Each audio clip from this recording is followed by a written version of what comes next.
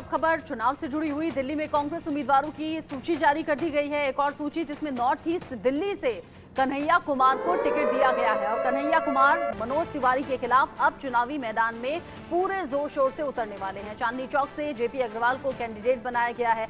North west Delhi से उदित राज होंगे कांग्रेस प्रत्याशी। दिल्ली जहां पर कांग्रेस और आम आदमी पार्टी मिलकर चुनाव लड़ रहे हैं और यहाँ नई जो सूची जारी की गई है उसमें कन्हैया कुमार का नाम सबसे ज्यादा चर्चा में है। मनोज तिवारी के ऑपोजिट वो चुनावी मैदान में है। नॉर्थ ईस्ट दिल्ली से कन्हैया कुमार चुनावी मैदान में जो मनोज तिवारी को टक्कर देंगे। चांदनी चौक से जेपी अग्रवाल को कैंडिडेट बनाया गया है और नॉर्थ वेस्ट दिल्ली से उदित राज होंगे प्रत्याशी। दिल्ली में कांग्रेस उम्मीदवारों की एक और सूची और इस सूची के साथ ही ये तैयारियों को लेकर भी चर्चा हो रही है कि आखिर दिल्ली में किसका पलड़ा भारी नजर आ रहा है। आनंद सिंह दिल्ली से ज्यादा अपडेट के साथ जुड़ गए हैं इस खबर पर हमारे साथ। आनंद, जिस तरीके से कांग्रेस ने एक और सूची जारी की है और जो सबसे ज्यादा चर्चा में नाम है वो कन्हैया कुमार का है क्योंकि मनोज तिवारी को टक्कर देने वाले हैं, क्या कुछ आम जनता कह रही है? लोगों के बीच में आप पहुंच रहे हैं, किस तरह की बातें हैं?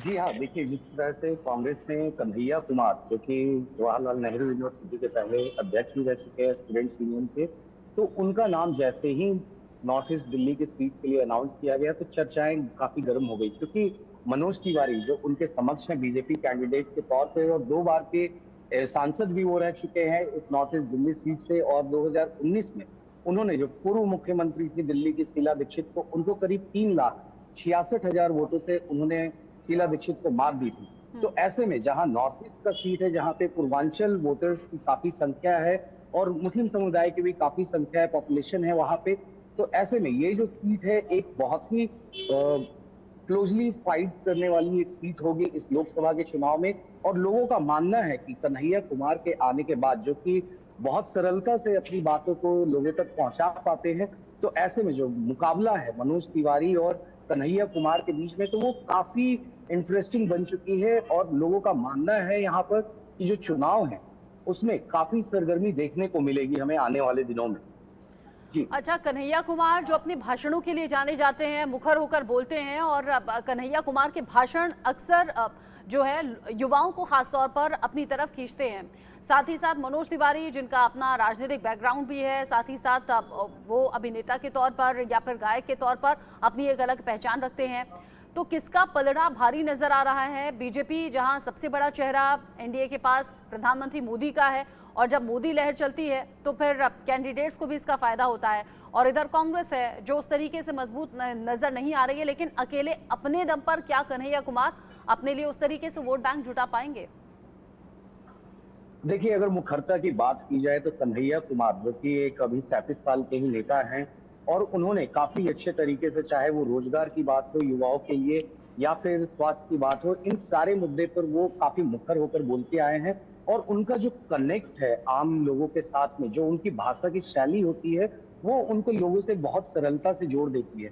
वहीं दूसरी तरफ मनोज तिवारी जो है, जो कि एक भोजपुरी के सुपरस्टार भी हैं और 2014 से लगातार 2 बार से वो यहाँ से सांसद रह चुके हैं नॉर्थ ईस्ट दिल्ली सीट से, तो उनकी भी जो बोली है वो काफी सरल रही है। और पूर्वांचलों का, चूंकि पूर्वांचलियों का वहां पे काफी एक बड़ा हिस्सा है नॉर्थ ईस्ट दिल्ली सीट में, तो ऐसे में वहां पे लोगों के बीच में कनेक्ट करने के लिए ये दोनों लोगों की जो बोली है, खास तौर पे जो भोजपुरी और मगही भाषा का ये दोनों प्रयोग करते हैं, तो उससे ये लोग दोनों जनता के बीच में काफी पॉपुलर हो जाते हैं। तो ऐसे में पलड़ा, चूंकि अभी मनोज तिवारी वहां से 2 बार के सिटिंग सांसद रह चुके हैं, तो जाहिर तौर पे सांसद मनोज तिवारी का वहां पे पलड़ा अभी भारी दिख रहा है। पर कन्हैया कुमार कहीं ना कहीं कड़ी टक्कर देने में उनको कोई कमी नहीं अच्छा रहने आनंद, देने वाले एक हैं। पॉइंट और होता है राजनेताओं को चुनने के लिए, उनका फीडबैक कैसा है, उनके कार्यकाल में कैसा काम किया गया है, क्षेत्र के विकास के लिए क्या किया गया है, आम लोगों से कनेक्टिविटी क्या रही है, ये सब भी बड़ा मायने रखता है। तो ये सब चीजें क्या मनोज तिवारी के फेवर में जा रही हैं या फिर यहाँ पर नुकसान कुछ दिख रहा है? जी देखिए, जिस प्रकार से भारतीय जनता पार्टी ने जब दिल्ली के लिए अपने कैंडिडेट्स को अनाउंस किया था, तो सिर्फ एक मनोज तिवारी ही एक सांसद थे जिन्हें वापस रिपीट किया गया है दिल्ली में। तो जाहिर तौर पे जनता के बीच में उनका कनेक्ट और जनता के बीच में उनकी मौजूदगी, क्योंकि वो पहले, इससे पहले दिल्ली भाजपा के प्रदेश अध्यक्ष भी रह चुके हैं, तो लोगों के बीच अक्सर उनका हर वक्त आना जाना लगा रहा है और वो जनता से दूर नहीं हुए। तो ऐसे में जो कनेक्ट है मनोज तिवारी का, वो अपने लोगों के बीच में काफी अच्छा माना जाता है और इसी वजह से भारतीय जनता पार्टी ने एक बार फिर से तीसरी बार उनके ऊपर नॉर्थ ईस्ट दिल्ली सीट से दांव खेला है कि वो इस सीट को वापस भारतीय जनता पार्टी के उनके पाले में डाल सकेंगे। यानी आप कह रहे हैं कि बीजेपी के शीर्ष नेताओं ने फीडबैक के जरिए ये जानकारी जुटाई कि मनोज तिवारी का जनाधार नजर आ रहा है और इसीलिए अकेले ऐसे कैंडिडेट जिन्हें रिपीट किया गया बीजेपी की तरफ से दिल्ली में, और अब ऐसे में कन्हैया कुमार उन्हें टक्कर देते हुए नजर आएंगे। बहुत शुक्रिया आनंद आपका, ये सभी जानकारी हमारे दर्शकों तक